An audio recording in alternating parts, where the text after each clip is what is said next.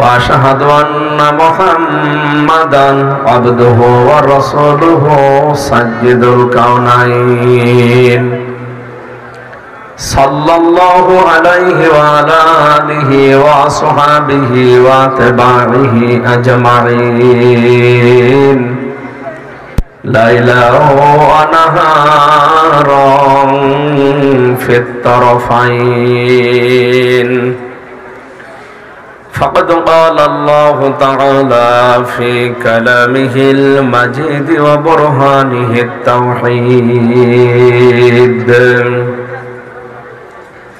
أعوذ بالله من الشيطان الرجيم بسم الله الرحمن الرحيم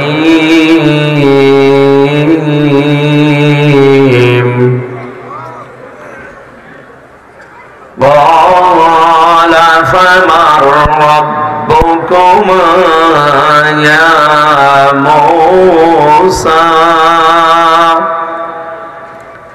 قال ربنا الذي أعطى كل شيء خلقه ثم هدى الذي أعطى كل شيء خلقه ثم هدى صدقت يا ربنا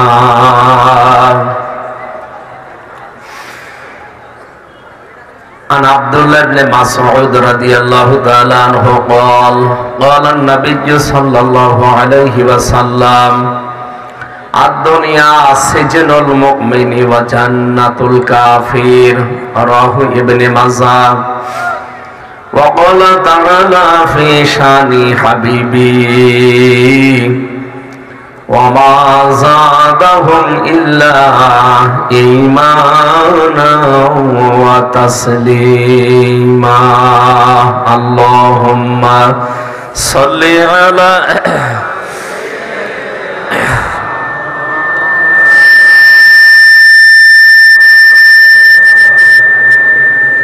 লুৎফুজ্জামান বাবরকে ছেড়ে দিয়েছেন, বিডিআর গুলোকে 15 বছর 17 বছর পরে ছেড়ে দিচ্ছেন, এটিএম আজহারকেও ছেড়ে দেওয়া লাগবে। এই নিরপরাধ মানুষকে আপনি বিনা কারণে মিথ্যা তহমত দিয়ে কতদিন রাখবেন? যাদেরকে রেখেছিলেন সরকার যেহেতু সবই ছেড়ে দিচ্ছে। মুফতি জসিমউদ্দিন রহমানীকে ছেড়েছে 12 বছর পর। এক কথা বলছেন না কেন? আরে ভাই, মানুষ হিসাবে তো আপনার বলা যায় কথা। আপনি মুমিন না, কিন্তু মানুষ তো। আমি ওই মুক্তির আশা করে এই জন্য দেখতে পাচ্ছি সামনে একটা নিকটবর্তী বিজয় আল্লাহ আমাদেরকে দেবেন, কারণ তার সাকিনা, তার রহমত অলরেডি এদেশে আরম্ভ হয়ে গেছে। আগামী মাসের 20 তারিখে তার ডেট আছে। আল্লাহ যেন তাকে আমাদের মাঝে মুক্ত জীবনে আবার ফিরিয়ে দেয়, বলেন আমিন। তারে যদি মুক্তি দেওয়া যায়, এদেশের বাংলার জনগণ হয়ে আমরা সবাই আহ্বান জানাচ্ছি, যারা দায়িত্বে আছেন, কোন শর্ত লাগবে না, নিঃশর্তে আজহার সাহেবকে মুক্তি দেওয়া লাগবে।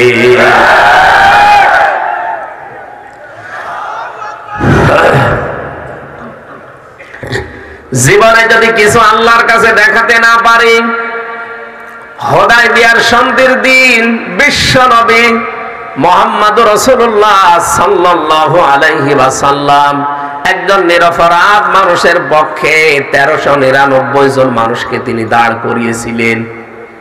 এক কথা বুঝবেন, আমি কেন এটিএম আজহারুল ইসলামের নাম বললাম, এমনি বলি নাই। হুদায়বিয়ার সন্ধির সময় নবীজি 1399 জন নিয়ে বসে আছে। একজনকে পাঠিয়েছে কাফেরদের কাছে সমঝোতা করার জন্য, হযরত ওসমান বিন আফফান রাদিয়াল্লাহু তাআলা আনহু। কাফেররা তাকে বন্দী করে ঘোষণা দিয়ে দিল, কতিলা ওসমান ইবনে আফফান, ওসমানকে হত্যা করা হয়েছে। নবীজি ওই বাবলা গাছটা এখন হয়তো আছে, সেই গাছটা না থাকলেও তার চারা গাছ আছে। কোরআনে কারিমে ওই গাছের নাম পর্যন্ত আপনি পাবেন। সূরা ফাতা 18 নম্বর আয়াতে আছে, রব্বুল আলামিন বলেন, আমার নবী যখন শুনলেন যে ওসমানকে তারা মেরে ফেলেছে, হত্যা করেছে, সাহাবী তার সাথে ওই সময় ছিল 1399 জন, কারণ একজন তো চলে গেছে 1400 জনের ভেতরে। বিশ্বনবী বললেন, যারা ইহরামের কাপড় পরে আছো খুলে ফেলো, সাধারণ কাপড় পরিধান করো। শুধু এতটুকু শেষ করেননি, ডাক দিয়ে তাদেরকে বললেন যে রোজা আছো যারা, সব রোজা ভেঙে ফেলো। বাংলার মুসলমানেরা, ইসলাম আপনি কোথায় পান? কার নাম ইসলাম নবীজি দেখিয়েছেন? আজ অনেকে নতুন নতুন ফতোয়া বের করছে যে ইসলামে এই নেই, এই নেই, এই নেই। তো ইসলামে আছে কি? খালি সাদাবাজি। ইসলামে রাজনীতি নেই, ইসলামে শরিয়া মানি না, ইসলামে রাজনৈতিক কথা বলা যাবে না। তাহলে ইসলামে আছে কি? খালি খাওয়ার পায়খানা করা আছে ইসলামে? হ্যাঁ আছে, ইসলামে খাওয়াও আছে, পান করাও আছে, পায়খানা করাও আছে, কিন্তু মাঝখানের জীবনে যা লাগে সবই ইসলামে আছে। বাংলার মুসলমানেরা এখানে আমার সামনে 5000 মানুষ না, এটা রেকর্ড হচ্ছে, তাম বাংলাদেশে ছড়াচ্ছে। সবাইকে আহ্বান জানিয়েছে আপন ভাইয়ের মতো দরদ নিয়ে এই ন্যারো মাইন্ডের যারা, এই প্রতারক, এই ধোঁকাবাজ, এই সমস্ত মানুষদের কথায় ফাঁদে পা দিয়া জীবন নষ্ট করবেন না। এতদিন আমরা বহু পিছিয়ে গেছি। আপনি ইসলাম মানুষকে বোঝান, কোন ইসলাম বোঝাচ্ছেন আপনার মুখে মানায়? এই দেশে আমরা দেখেছি বিশ্ব নবী মুহাম্মদ রাসূলুল্লাহ যদি বেঁচে থাকতেন আজ, নবীজি কিন্তু ইন্তেকালের আগে বলতে পারতেন যে আমি চলে গেলাম, আমি তো রাষ্ট্রনায়ক ছিলাম, আমি প্রধানমন্ত্রী ছিলাম, ছিল না? কথা বলে না কেন? আমি রাষ্ট্রনায়ক ছিলাম, আমার ইন্তেকালের পরে আমার মেয়ে ফাতেমা বসবে চেয়ারে। কেউ নিষেধ করতো? কেউ নিষেধ করতো না। হযরতে ওমর রাদিয়াল্লাহু তাআলা আনহু তিনি যদি বলতেন যে আমার ইন্তেকালের পর আমার সন্তান আব্দুল্লাহ ইবনে ওমর এইটা বসবে আমার চেয়ারে, কারণ আমি রাষ্ট্রনায়ক, আমার পরে সে বসবে, ওই জামানায় কেউ নিষেধ করার ছিল না, কারণ সব দিক থেকে তার যোগ্যতা ছিল। তারপরেও তো তিনি বলেননি, বলেছিলেন না আমার পরে যেন আমার সন্তান না বসে। দুনিয়ার মানুষ এই কথা তুলতে পারে যে ওমর মারা গেছে, ওমরের ছেলেকে বসিয়ে গেছে পক্ষপাতিত্ব করে। আমি এইটা বলতে দিতে চাই না, আমার ছেলের যোগ্যতা আছে, তারপরও যেন না বসে। তোমাদের ভেতরে যারা যোগ্য সম্পন্ন মনে করো, যোগ্যতা সম্পন্ন তারে বসিয়ে দিও। আপনি কোথা থেকে ইসলাম নিতে আছেন? ইসলামের কথা আপনার মুখে নাই। এদেশে তো একজন মারা যায় তার মেয়ে বসে চেয়ারে, একজন মারা যায় তার বউ বসে চেয়ারে, একজন মারা যায় তার ভাই হয় প্রধান। কোথায় পেয়েছেন এসব নিয়ম? যাদের দলের ভেতরে, যাদের কর্মসূচির ভেতরে এইটা নেই, ওইটা আসল ইসলাম। আপনি নিরপেক্ষ দৃষ্টি দিয়ে বলেন তো, বাংলাদেশে কত দল, নামে বেনামে কত দল আছে? কোন দল আপনি দেখাতে পারবেন? এমনকি হাজার হাজার পীর সাহেব আছে, একটা দরবার, একটা দল দেখাতে পারবেন যে দলে রাসূলের, হযরতে ওমরের, সাহাবীদের এই নিয়ম নীতি মেনে তারা চলছে? আপনি কোন কারণে আন্দাজে যে উল্টা দিকে চলে যান? কোন কারণে যান বলেন? আপনার মাথায় কি মগজ নেই? একটা চিন্তা আসে না? বলেন হুজুরের নাম নিয়ে কথা বলেন, কোন কারণে? নাম না নিলে তো আপনি বোঝেনও না। 48টা নিবন্ধিত দল এদেশে, নিবন্ধনের বাইরে আরো কত দল আছে? 48,000-এর উপরে দরবার আছে এদেশে। সবাই তো মুসলমানের ভেতরে আমরা আছি, দাবিও করি আমরা মুসলিম। রাগ না করে নিজের বিবেকটাকে কাজে লাগান, নয়তো কিন্তু বিবেক যারা কাজে লাগায় না তাদের উপরে আল্লাহ ভুল সিদ্ধান্ত চাপিয়ে দেয়। এটা সূরা ইউনূসের 100 নম্বর আয়াতে পাবেন। কোরআনে কারীম জানিয়েছে এই পৃথিবীতে যাদের বিবেক কাজে লাগবে না, ওদের উপরে আল্লাহ ভুল সিদ্ধান্ত চাপিয়ে দেবে। শেষ আপনি ভুলের উপরেই মৃত্যুবরণ করবেন। এটা আমি বানালাম না।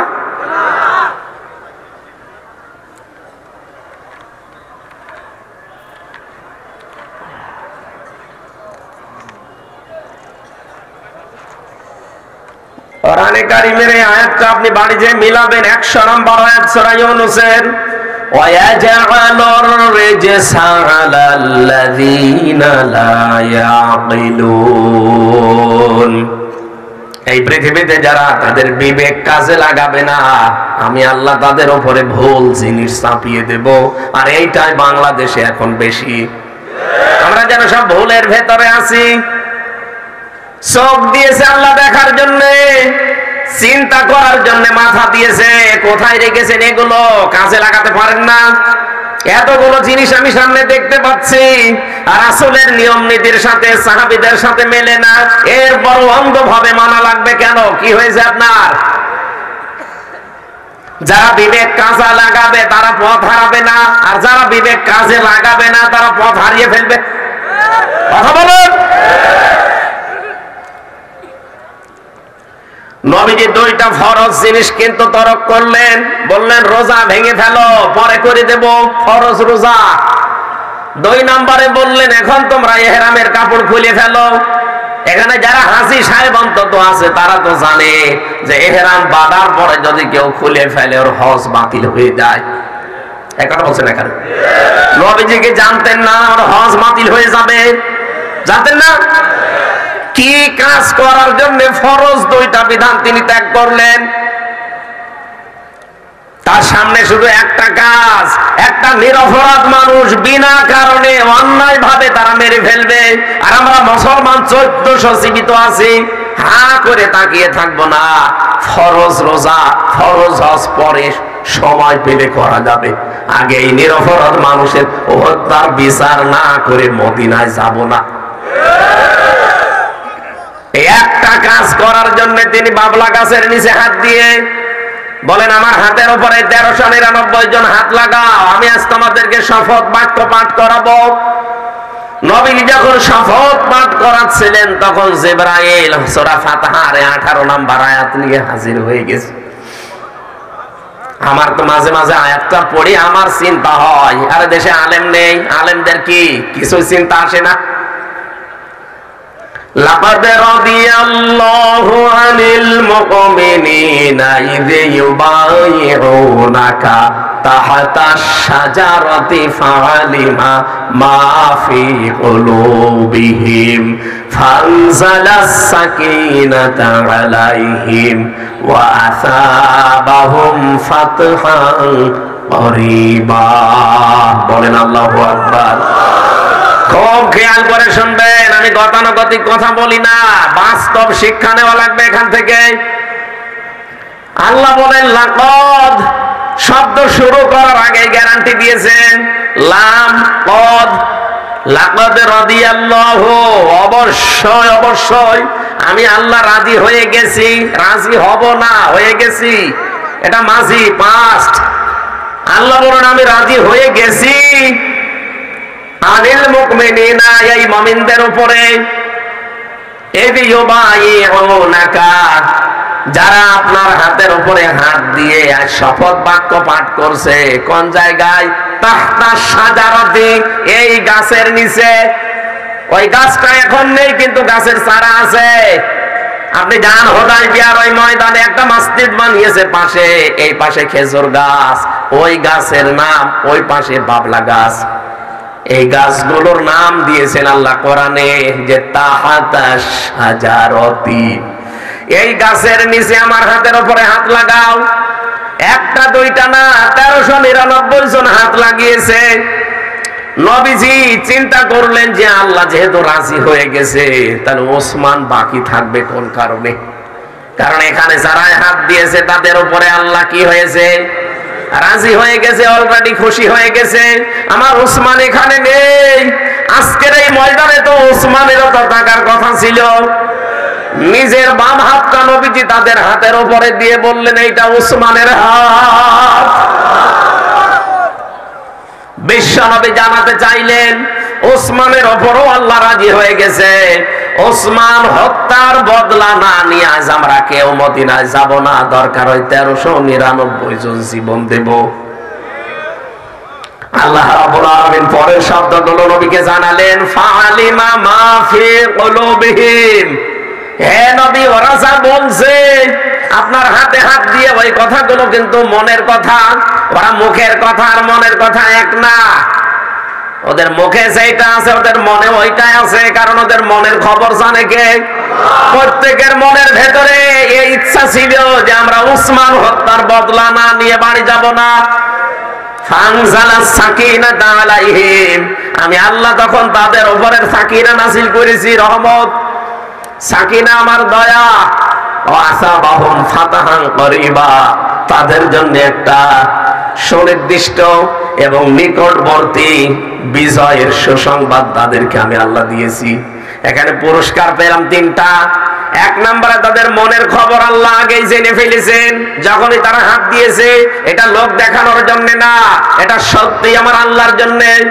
দুই নম্বরে আল্লাহ সাকিনা নাযিল করেছেন, রহমত, প্রশান্তি। তিন নম্বরে নিকটবর্তী একটা বিজয়ের সুসংবাদ আল্লাহ তাদেরকে দিয়েছেন। কি কাজ করার জন্য আপনার মাথায় কি ঢুকেছে? একটা নিরপরাধ বিনা কারণে একটা মানুষকে ওরা মেরে ফেলেছে, এই ঘোষণা দিয়েছে। এই কারণে নবীজি এতগুলো বিধান সব ছেড়ে দিচ্ছেন। রোজা শেষ, হজ শেষ, 1399 জন জীবন দেওয়ার জন্য রেডি। এই কথা যখন কাফেরদের কানে গেল মক্কায়, ওরা ভয়ে হযরত ওসমানকে ছেড়ে দিয়েছে। আমি কেন বললাম এটা বুঝলেন?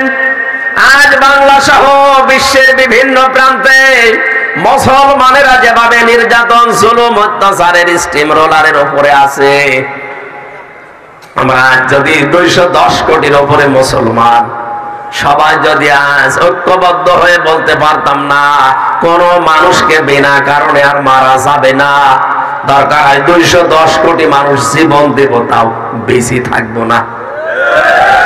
ডক্টর আফিয়া সিদ্দিকা আমাদের এই মুসলিম বোনকে জালেমরা অনেক আগেই ছেড়ে দিতে বাধ্য হতো। এটিএম আজহারুল ইসলামকে হাসিনা সরকার এতদিন রাখতে পারত না, আগেই ছেড়ে দিত। আমরা ওইরকম মন থেকে বলতে পারি না, মুখে বলি অনেক কথা, ভেতরে আমাদের ওইটা নেই। দুই নম্বরে আমাদের উপর আল্লাহর সাকিনা আসবে কি করে? আর বিজয় তো অনেক দূরের কথা। আজকে যেহেতু দল, মত, জাতি, বর্ণ, ধর্ম নির্বিশেষে সবাই ঐক্যবদ্ধ হয়েছি যে বিনা কারণে যাদেরকে এতদিন আটক করে রেখেছিল, নবীর এই দায়িত্ব পালন করা লাগবে। নবীজি নেই শুধু রহমতের জন্য, শুধুমাত্র ফজিলতের কথা আলেমরা শুনবে না, তার যে দায়িত্ববোধ বুঝে নেওয়া লাগবে। এটা কে নেবে? এইটা যারা নেয় না তারা আলেম না, তারা আলেম নামে জালেম। বলেন, খ দিয়ে জন্য নবীকে আল্লাহ জানিয়েছেন আপনি খাতামান নাবিয়্যিন, আপনি শেষ নবী। সুতরাং এই বিল আমরা সংসদে আজ চাই। আগামীতে সংসদ যখন গঠন হবে, প্রথম দিন যেন এই আওয়াজ তোলা হয় যে নবীর পরে নবী নাই, সংসদে আইন চাই। কথা বলেন।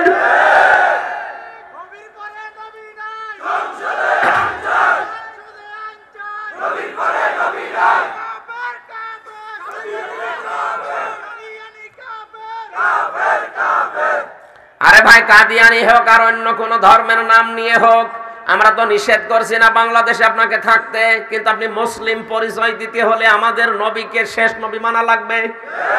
এই কথা বলেন না কেন? আমি একটা একটা অক্ষরের ব্যাখ্যা করছিলাম। আপনি দাল, জাল, র, জা পড়তে পড়তে শেষ অক্ষরে যাবেন, দেখবেন ইয়া লিখা আছে। কি লিখা আছে? আল্লাহ পাক ইয়া দিয়ে আমার নবীকে সম্বোধন করেছেন, ইয়াসিন, হে নেতা, হে। আরো জোরে বলেন। আমি কি বানিয়ে বলছি শব্দটা? তাফসিরে কাবিরের ভেতরে পাবেন এটা। আল্লামা ফখরুদ্দিন রাজি রহমতুল্লাহ আলাইহি এই সিন শব্দের ব্যাখ্যা করতে গিয়ে তিনি 5টা বিষয় এনেছেন। তিনি বলেন, সিন মানে সাজ্জিদুল আলামিন, সিন মানে সাজ্জিদুল বাশার, সিন মানে সাজ্জিদুল কাউনাইন, সিন মানে সাজ্জিদুল আম্বিয়া, সিন মানে সাজ্জিদুল মুরসালিন। বলেন আল্লাহু আকবার। আল্লাহ জানাতে চেয়েছেন তামাম দুনিয়া, তামাম জগৎ যা আমি বানিয়েছি, যেখানেই থাকো আমার নবীকে নেতা মানা লাগবে। নেতৃত্ব এই শব্দটা বাংলা মনে হলে ওটা বাংলা না। এই শব্দটা এত গুরুত্বপূর্ণ। এই পৃথিবীর ময়দানে যাদের নেতা ঠিক হবে না, কান খাড়া করে শোনেন মুসলমান, শুধু মরতে দেরি হবে, আপনি জাহান্নামে যেতে আপনার দেরি হবে না। সূরা হুদের ৯৮ নম্বর আয়াতে পাবেন। ১২ নম্বর পারা ১২ নম্বর পৃষ্ঠার প্রথম নম্বর লাইনে আছে, ইয়াকদুমু কওমাহু ইয়াওমাল কিয়ামাতি ফাওরাদাহুমুন নার ওয়া বিইসাল বিরদুল মাওরুদ।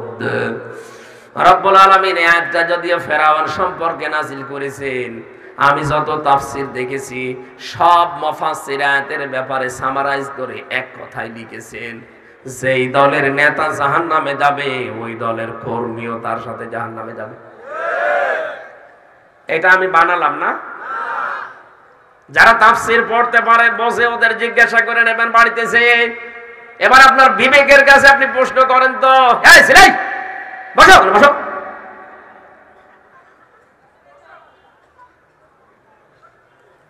এক দেড় ঘন্টা বসে থাকতে পারেন না, ভেতরে বসতে যান কেন?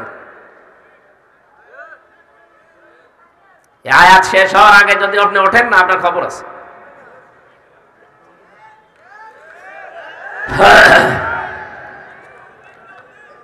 বিবেকটা কাজে লাগাবেন আজকে।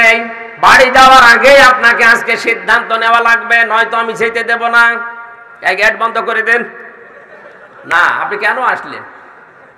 এ রাত ১০টা ১০:৩০ পর্যন্ত আপনি জেগে থাকবেন না। আমি সময়গুলো বেকার নষ্ট করাতে চাই না। আপনি যদি জাহান্নামে যেতে চান চলেন, ২ লাথি দিয়ে আপনাকে আরো জোরে দিয়ে আসি, কিন্তু আমি আপনাকে যেতে দেব না। আপনি আমার আপন ভাইয়ের চাইতেও বেশি, আপনাকে আমি জান্নাতে নিতে চাই। কোরআন পড়ে কোরআন হাদিসের চোখ লাগিয়ে সত্যি আমি এইটা দেখতে পাচ্ছি। ইয়াকদুমু কওমাহু ইয়াওমাল কিয়ামাতি ফাআওরাদাহুমুন নার ওয়া বিইসাল বিরদুল মাওরুদ। যে দলের নেতা জাহান্নামে যাবে ওই দলের কর্মী জাহান্নামে যাবে। আপনার বিবেকে এখন কি বলে যে আপনি যে দল করেন এই দলের নেতা জান্নাতে যাওয়ার মতো না জাহান্নামে যে বসে আছে? কার ভরসায় আছেন আপনি? আয়াতের ব্যাখ্যায় আমি আরেকটা আয়াত পেয়েছি, ওটা সূরা বানি ইসরাঈলে আছে ১৫ নম্বর পারা ৮ নম্বর পৃষ্ঠার ৩ নম্বর লাইনের ৭১ নম্বর আয়াতের প্রথম অংশে আছে। আল্লাহ রাব্বুল আলামিন বলেন, ইয়াউমা নাদউ কুল্লা উনাসিম বিইমামিহিম। কিয়ামতের দিন আল্লাহ যখন বিচারের সিস্টেম আরম্ভ করবেন, প্রথমে আপনাকে একা ডাকবেন, আর দ্বিতীয় ধাপে আপনাকে আর একা ডাকবে না, এবার ডাকবে আপনার নেতার সাথে। ও বাংলার মুসলমানেরা, কি বলে আপনার বিবেকে যে নেতার পেছনে আছেন, খালি চা দেয় আর বিড়ি দেয় আর সিঙ্গাড়া দেয় খেয়ে লাফান?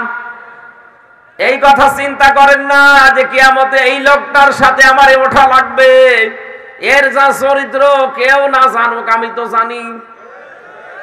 রাত ১০টার পরে যার ঠিক মতো পা মাটিতে পড়ে না, একথা বলছেন এখানে। রিকশা সিএনজি ছাড়া যে লোকটা বাড়িতে যেতে পারে না, খেজুর গাছকে ধাক্কা দিয়ে বলে মিয়া ভাই সাইড দেন, আর কতক্ষণ দাঁড়াবো? আমি কি বেশি বলে ফেললাম? এরকম নেতা দেশে নেই, এগুলো মাতাল। বলেন, এই মাতালের পেছনে আপনি আছেন। কিয়ামতের দিন আল্লাহ দেখবেন ঠিক আপনাকে ডেকেছে ওই মাতালের পেছনে।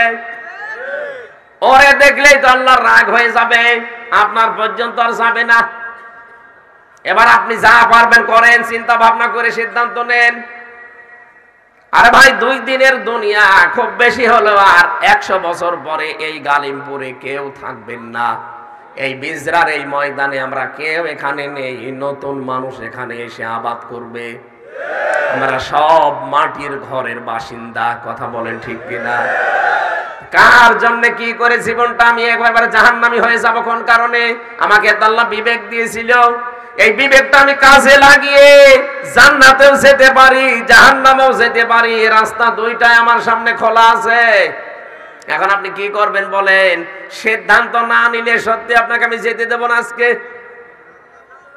সিদ্ধান্ত পাল্টাতেই হবে।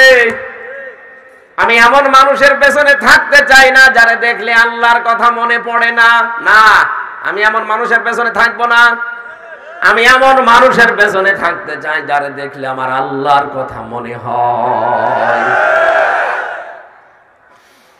আমি আমার নিজের ঈমান থেকে বলছি, বুকে হাত দিয়ে, আমার 3 পুরুষের পরে আমি সত্যি কথা বলছি, আমি আর কাউকে চিনি না।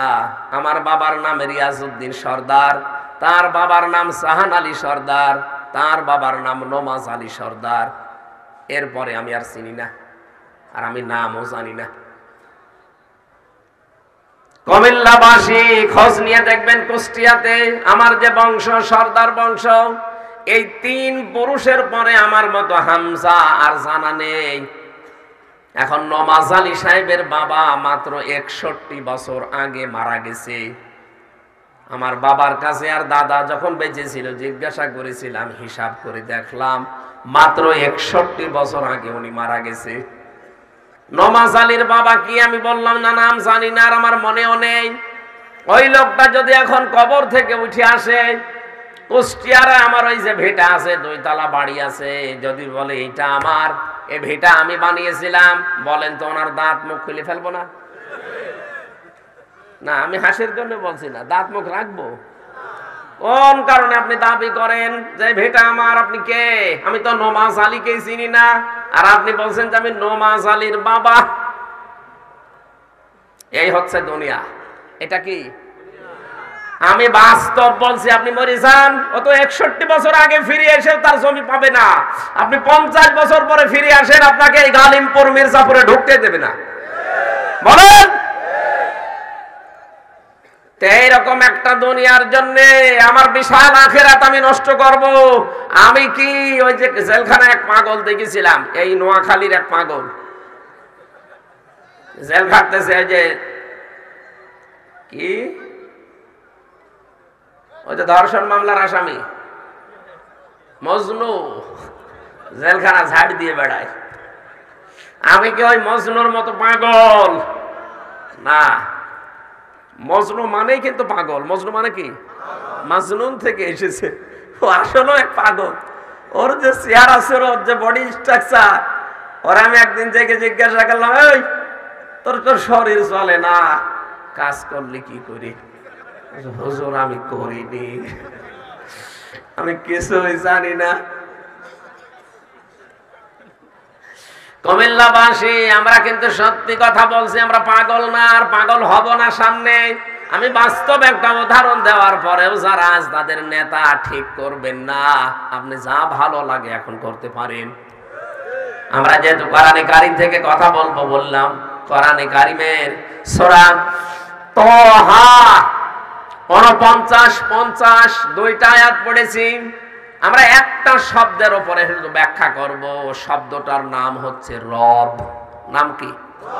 বলেন বলেন, খুব খেয়াল করে শুনবেন এই আয়াতটা। আল্লাহ রাব্বুল আলামিন বলেন, ক্বালা ফামার রাব্বুকুমা ইয়া মূসা, ক্বালা রাব্বুনাল্লাযী আ'তা কুল্লা শাইইন খালকাহু সুম্মা হাদা। এই শব্দটা নিয়ে আবহমান কাল থেকে ঝামেলা চলে আসতেছে। এখনো এইটা নিয়ে ঝামেলা, কিয়ামত পর্যন্ত এই শব্দ নিয়ে ঝামেলা থাকবে। এটা নিরসন করার জন্য আজকে আমরা বসেছি। এটা আজ নিরসন করে বাড়ি যাওয়া লাগবে।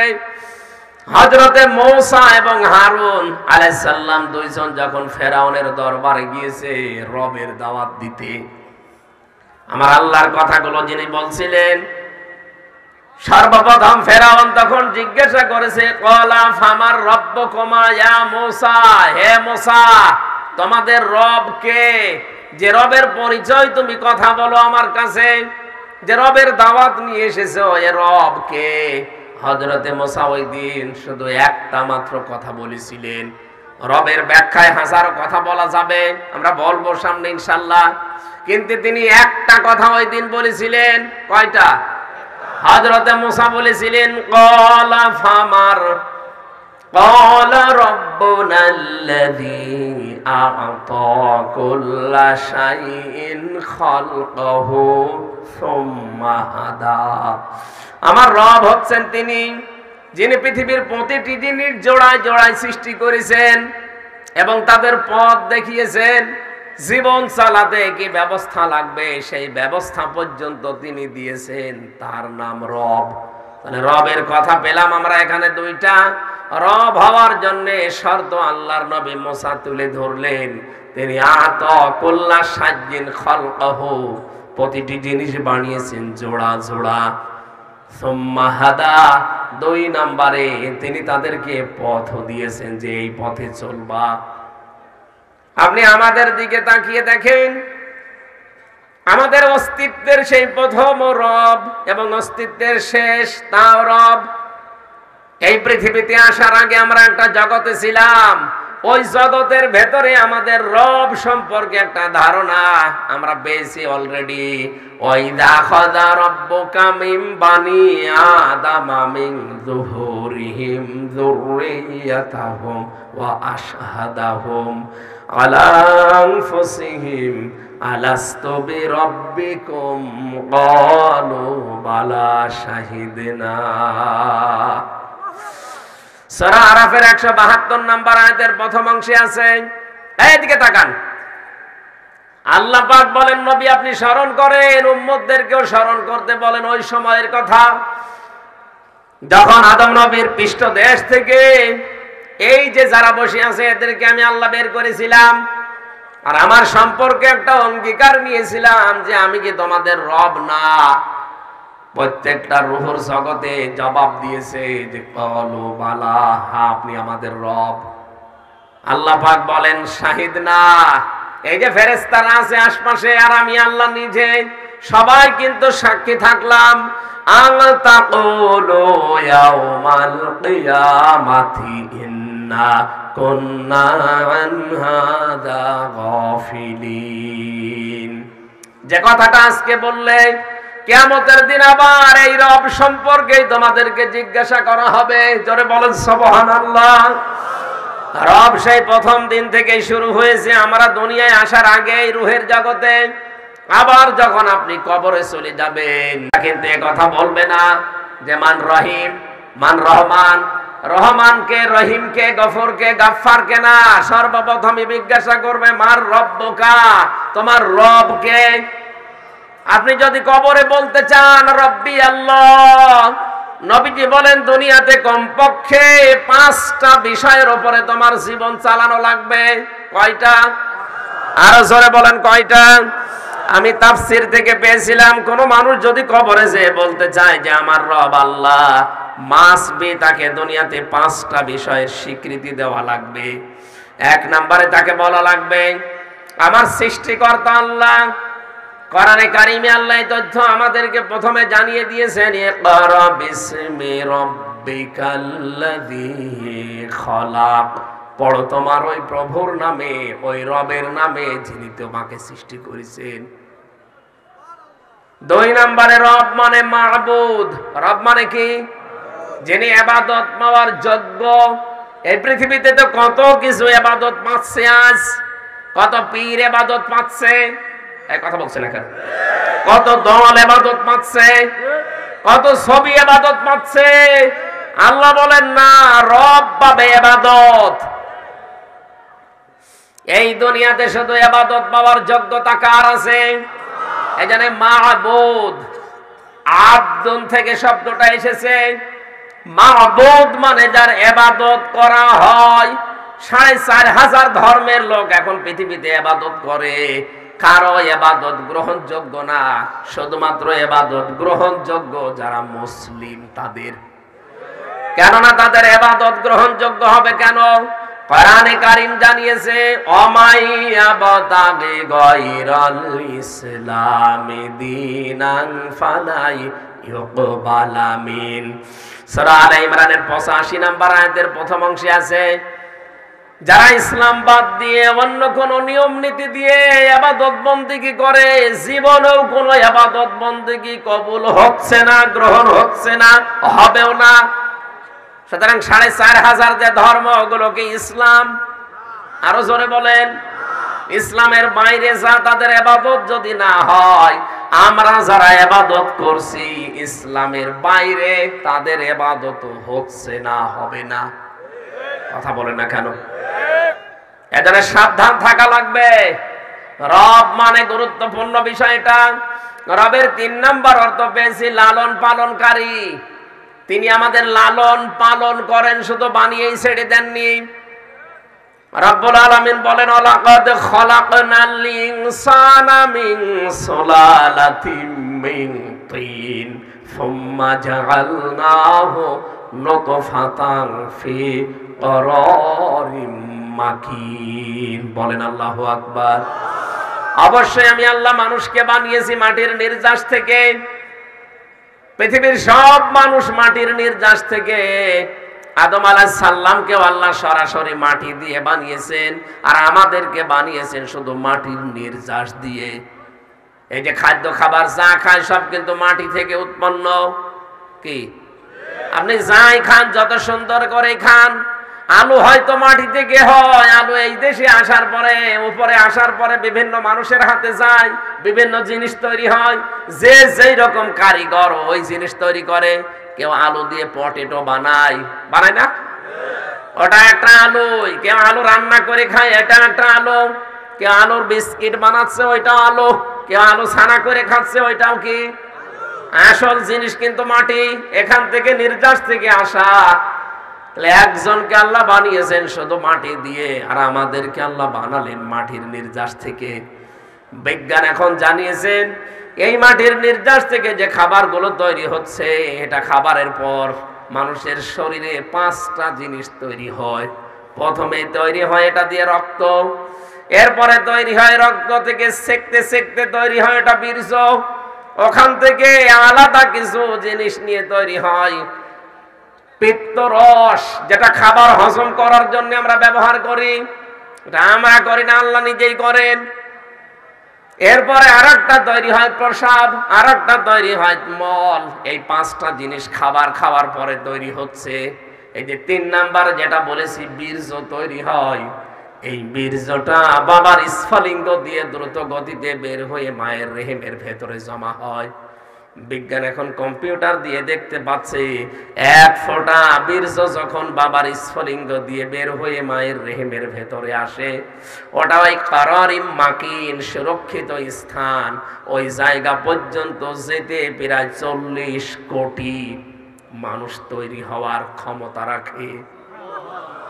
এখান থেকে যখন দৌড় আরম্ভ করে সবাই একসাথে যায়, দুর্বলতার কারণে অনেকে পড়ে যায়, কেউ মায়ের জরায়ুর দেওয়ালের সাথে ধাক্কা খেয়ে পড়ে যায়।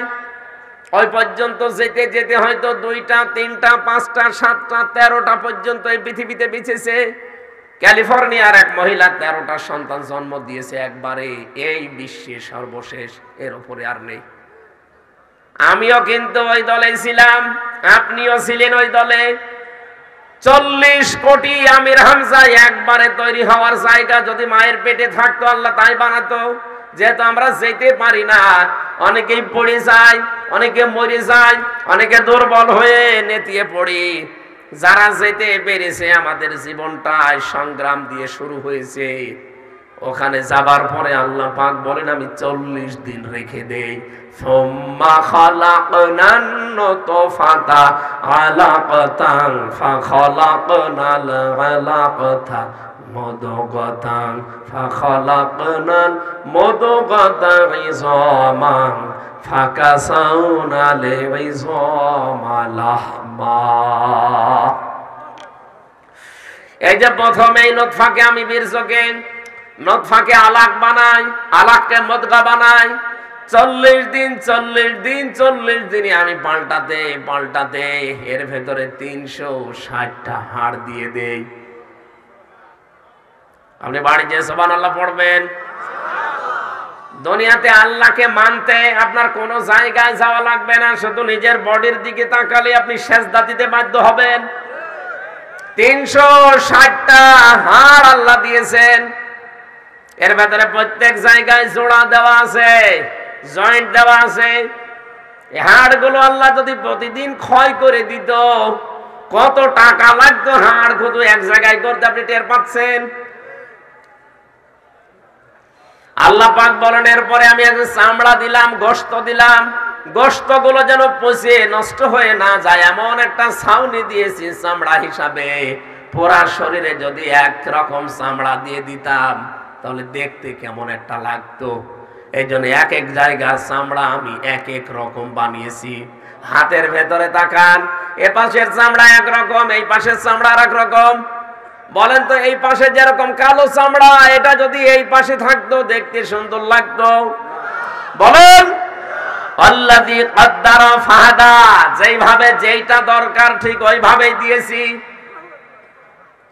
আল্লাযী আ'তা কুল্লা শাইইন খালকাহু, প্রতিটি জিনিসকে তো আমি বানিয়েছি জোড়া জোড়া, যেখানে যেই জোড়া দরকার সেখানে সেই জোড়া দিয়েছি। হাতির সাথে যদি মশা দিত মিলতো? বলেন। আর রব্বুল আলামিন বলেন শুধু এতটুকু চামড়া দিয়ে শেষ করেনি, প্রত্যেক জায়গার চামড়ার আবার আলাদা আলাদা কাজ দিয়েছি। এক একটা চামড়া এক একটা কাজ করে। যে চামড়ার যতটুকু সহ্য ধৈর্য ক্ষমতা আছে ঠিক সেই জায়গায় সেট করেছি। হাতের এখানে যে চামড়া আল্লাহ দিলেন, এই চামড়াটা না দিয়ে যদি এই পাশের চামড়াটা এখানে লাগিয়ে দিতেন, এর দ্বারা যত কিছু ধরা যায়, যত ধৈর্য সহ্য এ সহ্য করে, এই চামড়া পারবে? কবে ছিঁড়ে ফেটে নষ্ট হয়ে যেত। আর রব্বুল আলামিন বলেন কানের কাছে যে চামড়া দিয়েছি, এই কানের চামড়ার ভেতরে যদি যেই রকম পাওয়ার দিয়েছি, এই পাওয়ার কানে না দিয়ে যদি আমি মুখের এই চামড়ায় দিতাম, এই যে শীতের সময় কান ঢেকে রাখলে হয়ে যায়, কোনোদিন মুখ ঢাকা লাগে? চামড়া কিন্তু একই রকম মনে হচ্ছে দেখতে। ঢাকা হাসপাতাল ব্যবধানের ভেতরে শরীরের ভেতরে শুধু দুইটা চামড়ার কাজ একরকম, বাকি কোন চামড়ার সাথে ৯৭৪২ প্রকার চামড়া আমাদের শরীরে আছে। কোন জায়গার চামড়ার সাথে মিল নেই, শুধু দুইটা জায়গার চামড়ার মিল আছে। এই যে হাতের এই পাশের যে চামড়া এইটা, আর এই কাঁধের যে চামড়া এইটা, এই দুইটা চামড়ার সাথে হালকা মিল আছে, তাও ১০০ ভাগ না। বিজ্ঞান এখন প্রমাণ করেছে। নবীজির ওই হাদিসটা নিয়ে, নবীজি এই যে গর্দান মাসাহ করা, এটা মুস্তাহাব, সুন্নাত না। গর্দান মাসাহ করা কি? একজন খ্রিস্টান বিজ্ঞানী মুসলমানের ওযু করা দেখেছিলেন নদীতে। সে ১৩ বছর গবেষণা চালিয়েছে যে এই চামড়ার উপরে ৯৭৪২ প্রকার চামড়া। কি এত গুরুত্বপূর্ণ জিনিস আমাদের শরীরের ভেতরে, কোন চামড়ার সাথে কোনটা মেলে আমি দেখব। শেষে দেখতে পেয়েছে যে এই চামড়ার সাথে এই চামড়ার হালকা মিল আছে। ২৪ ঘন্টার ভেতরে কেউ যদি ৫ থেকে ৬ বার একাধারে এখানে লাগাতে পারে ভেজা পানি জাতীয় কিছু দিয়ে, তাহলে এই জায়গায় এটা অকেজ হওয়ার সম্ভাবনা কম। এই যে রগগুলোর উপরে আপনার মাথা দাঁড়িয়ে আছে ঘাড়ের, এই রগটা অকেজ হবে না, দুর্বল হবে না, এটা প্যারালাইজড হয়ে নষ্ট হয়ে যাবে না। নবীজি অত গুরুত্ব দেননি, শুধু বলেছিলেন এখানে গর্দান মাসাহ না করলে ওযু হয়ে যায়। হবে না? গর্দান মাসাহ না করলে ওযু হয়ে, যেটা মুস্তাহাব আমল, অতিরিক্ত। কথা ভাই, অতিরিক্ত জিনিসটার দিকে বিজ্ঞান খেয়াল করেছে। কি গো এখানে হাত দিল কেন? ও এসে ওর পা জড়িয়ে ধরেছে, বলছে আপনি আমার বাপ। কি হয়েছে? আমি আজ ১৩ বছর গবেষণাগারে চিন্তা ভাবনা করছিলাম চামড়া নিয়ে, যে এই চামড়ার পানি যদি এখানে ৫ থেকে ৬ বার দিনের ভেতরে লাগানো যায়, তাহলে এই জায়গাটা সতেজ থাকে, প্যারালাইজড হওয়া থেকে এই জায়গাটা বাঁচিয়ে বেঁচে থাকতে পারে। তা আপনি কোথায় পেলেন এই তথ্য? আগে এই তথ্য পেয়ে গেছেন আপনি আমার বাপ। মুসলমান লোকটা বলছে না, আমার নবী ১৫০০ বছর আগে এই তথ্য আমাকে জানিয়ে গেছে যে ওযু করার সময় এইটা এখানে লাগাতে হয়, আমি এই জন্য এই কাজটা করলাম। আপনার নবী হচ্ছে পৃথিবীর সবচাইতে বড় বিজ্ঞানী। আমি আজ ১৩টা বছর একাধারে চিন্তা ভাবনা করে করে এই তথ্যটা পেয়েছি। আল্লাহ রাব্বুল আলামিন আমাদেরকে শুধু চামড়াই দেয়নি, শুধু হাড্ডি দেয়নি। রাব্বুল আলামিন বলেন চামড়া দিয়ে, হাড্ডি দিয়ে, গোশত দিয়ে একটা বডি স্ট্রাকচার শুধু বানাইনি, একটা আকৃতি আমি আল্লাহ নিজে বানিয়েছি। আলাকাদ খালাকনাকুম সুম্মা সাওয়ারনাকুম, অবশ্যই আমি আল্লাহ তোমাদের বানিয়েছি, বিশেষ করে তোমাদের আকৃতি বানিয়েছি। এই আকৃতিটা এত সুন্দর, এত সুন্দর, তামাম দুনিয়ার কোন সৃষ্টির সাথে আকৃতির মিল নেই। যারা বলেন মানুষ বানর থেকে এসেছে, আরে ভাই বানরকে সত্যি মানুষের মতো লাগে, ওর চেহারার সাথে মানুষের চেহারার মিল আছে? কি বলেন আপনি আন্দাজে? বানরকে আল্লাহ বানিয়েছেন অন্যান্য সৃষ্টির মতো শেষ, কিন্তু মানুষের এই চেহারা, এই আকৃতি আল্লাহ নিজের কুদরতি হাতে বানিয়েছেন।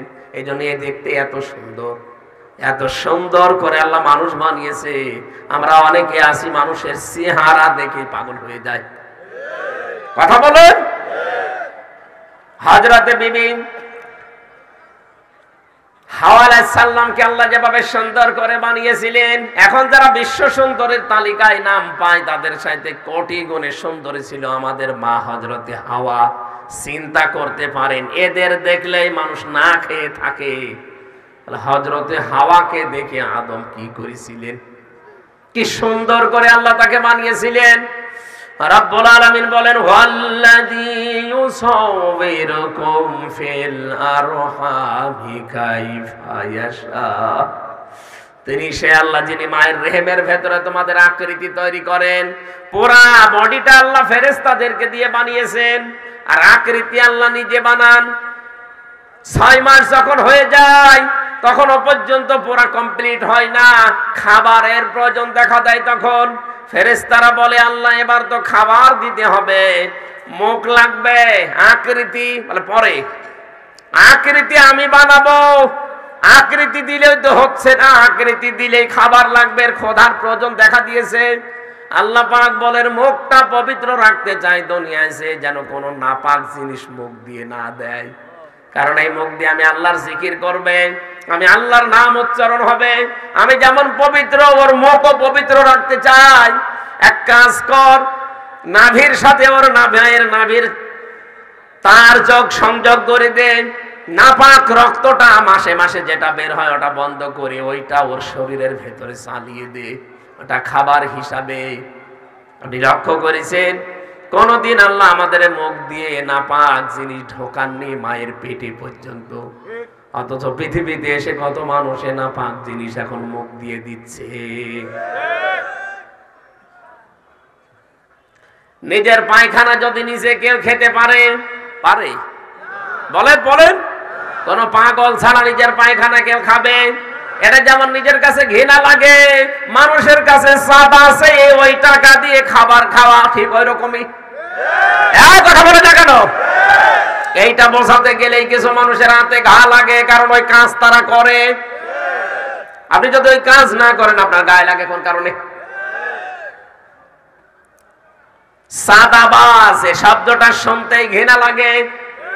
এতদিন যা হয়েছে হয়েছে, সাফ কথা বলছি, বাংলাদেশে যদি ইসলাম আসে প্রথম দিন এই দেশে সাদাবাজ মুক্ত করা হবে। যারা সাদা নিয়ে খায়, এতদিন খাচ্ছে, এতদিন খেয়েছে, এখনো খাবে, অনেকে আশা করে আছে, তারা কি আমার জন্য দোয়া করবে যে হুজুর বেঁচে থাক?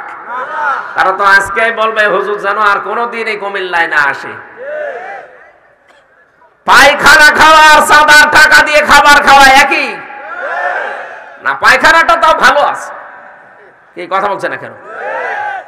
যারা যৌতুকের টাকা খান তারা ডবল গুনাহ করেন, একদিকে হারাম খান আর একদিকে জুলুমের একটা গুনাহ খান। আপনি সাদা যা খাচ্ছেন, একদিকে হারাম খাচ্ছেন আর একদিকে জুলুমের গুনাহ। সুতরাং এই কাজ এদেশে বন্ধ হওয়া দরকার না? এটা তো ফেরেশতারা এসে বন্ধ করবে। এটা বন্ধ করার জন্যই তো আমরা লাইন করতে চাই। এই লাইনের কথাগুলো যখন কোরআনের মাহফিলে বলা হয়, কিছু স্বার্থন্বেষী আছে যারা সাদাবাজি করে খাবে বলে হাত পেতে আছে, ওই মানুষগুলো তখন আমার নামে বলে দেয় এরা ধর্ম ব্যবসায়ী, ওই শয়তান।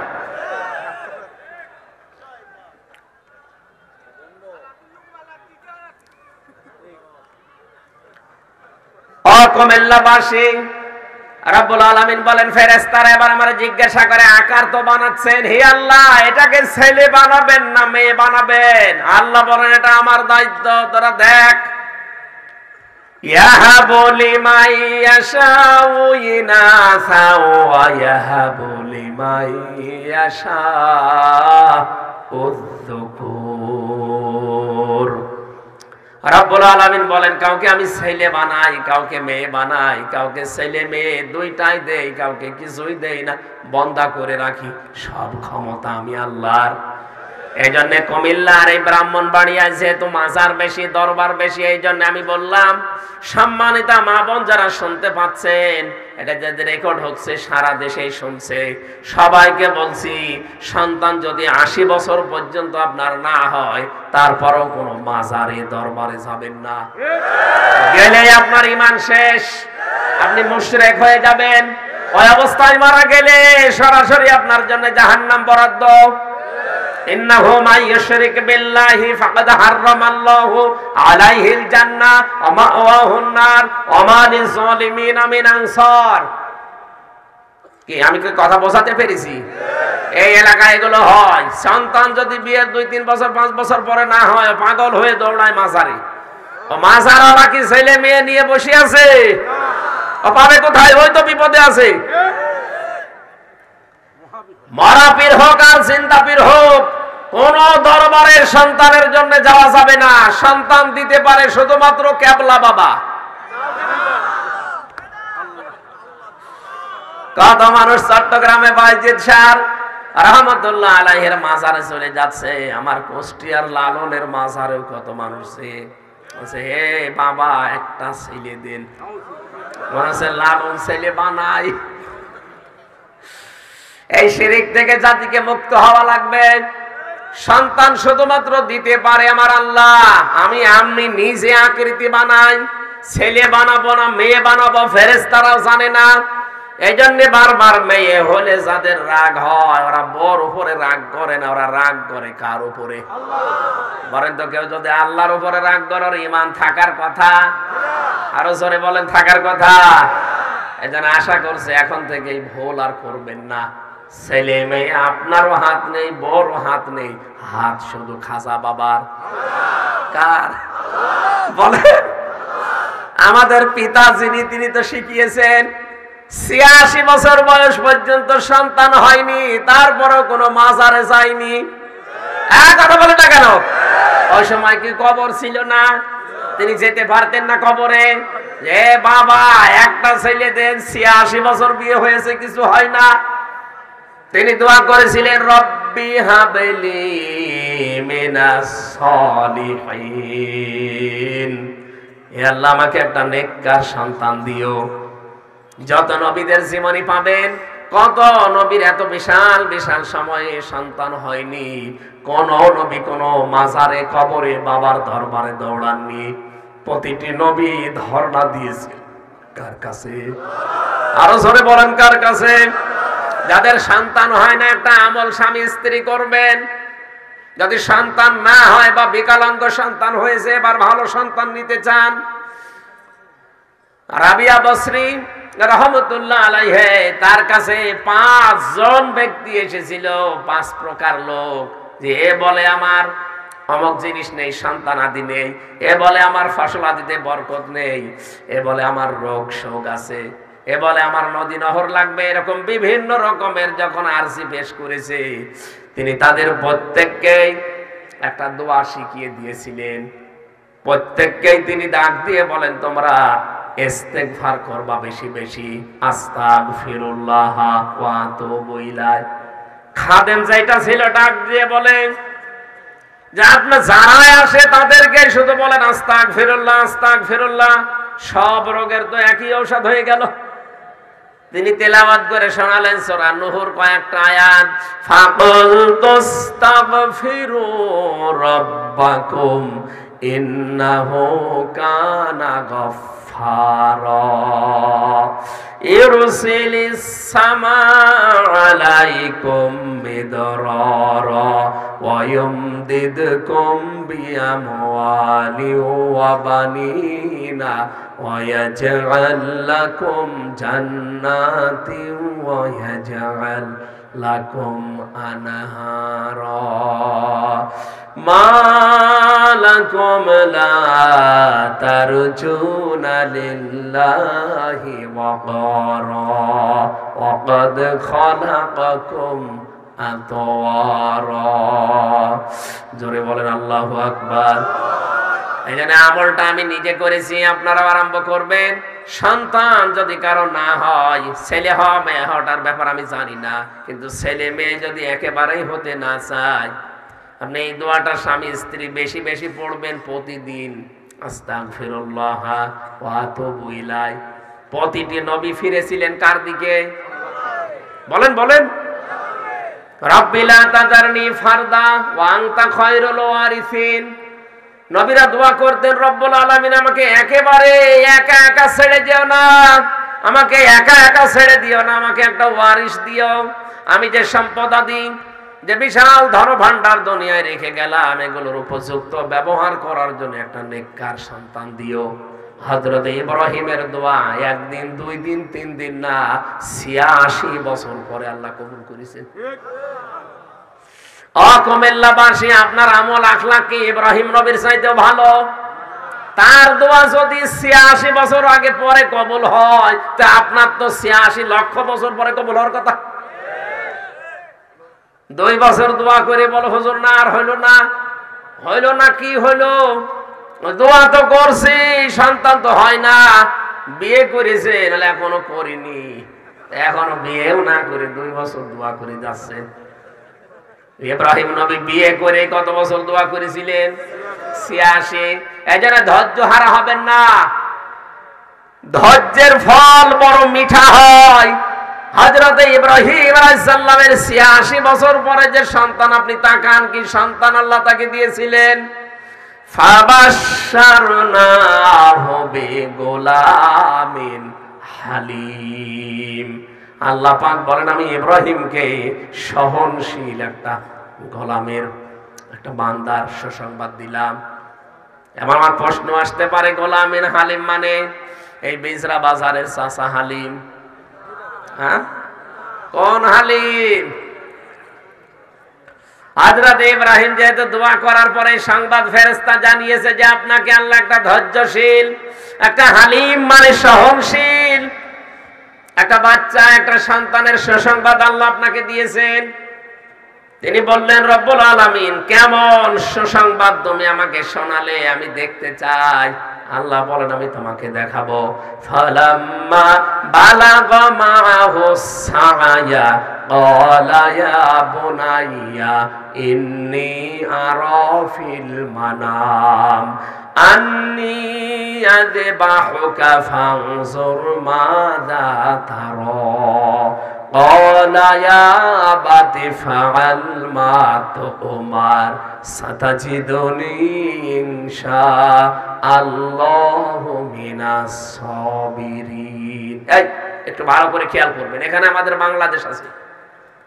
হযরত ইব্রাহিম আলাইহিস সালামের সন্তানের বয়স যখন 11 বছর, কেউ লিখেছে 13 বছর, তখন তিনি আল্লাহর আদেশটা পেলেন, ডাক দিয়ে বললেন, সন্তান, হে আমার কলিজার টুকরা সন্তান, আমি স্বপ্ন দেখেছি তোমাকে জবাই করছি। তিনি কিন্তু গোলামিন হালিমের ওই শব্দটা আছেন, এদিকে তাকান, বুঝতেছেন তাফসীর? উনি দোয়া করেছিলেন, রব্বি হাবলি মিনাস সালিহিন। আল্লাহ বলেন, ফাবাশশারনাহু বিগুলামিন হালিম। এই যে কি হালিম, এই হালিমটা বোঝার জন্য আল্লাহ বলেন, আমি তোমাকে দেখাবো। এই হালিম আল্লাহ তাকে দেখাচ্ছেন, স্বপ্নে দেখালেন যে তোমার সবচেয়ে প্রিয় যেটা কোরবানি করো। ছেলের কাছে গিয়ে বললেন, আমি স্বপ্ন দেখলাম এইটা, এখন তোমার রায় বলো। হযরত ইসমাঈল ওইরকম হালিম, তিনি ডাক দিয়ে বলতে পারতেন, কি বলেন বাবা, জন্মের পরে মরুভূমিতে রেখে গেছেন, 12 বছর 13 বছর পরে এসেছেন জবাই দিতে, আপনি কি বাবা নাকি রাক্ষস? ঠিক এরকম কথা বলতে পারতেন না? তিনি বললেন, বাবা, আপনি যেটা আদিষ্ট হয়েছেন আপনি পালন করেন, আপনি আমাকে ধৈর্যশীলদের মধ্যে পাবেন। ধৈর্যশীল পাবেন বলেননি, সাবির বলতে পারতেন, সাবিরিন। আমার যেন অহংকার চলে না আসে, আমি শুধু একমাত্র ধৈর্যশীল, দুনিয়া আর কেউ নেই। এ কথা বললে আমি একত্ব, আমার বড়ত্ব, আমি একাই আছি আর কেউ নেই, এরকম এসে যেতে পারে। এই জন্য সবই ঋণ দিয়েছেন। আমার মতো বহু ধৈর্যশীল দুনিয়ায় আছে, তাদের ভেতরে আমিও একজন। আপনি আমার মতো তাকে পাবেন। হযরত ইব্রাহিম চিন্তা করলেন, দোয়া যা করেছিলাম তা একেবারে কারেন্টের মতো খাপের খাপ কবুল হয়েছে, কোনো ভুল নেই। কথা বলে কি করি আমার সন্তান, একবারে ওভারটেক করেননি, আবার অহংকারও পেশ করেননি। বলেছিলেন, বাবা যা আদিষ্ট হয়েছেন আপনি করতে পারেন, নির্দ্বিধায় আপনি করেন।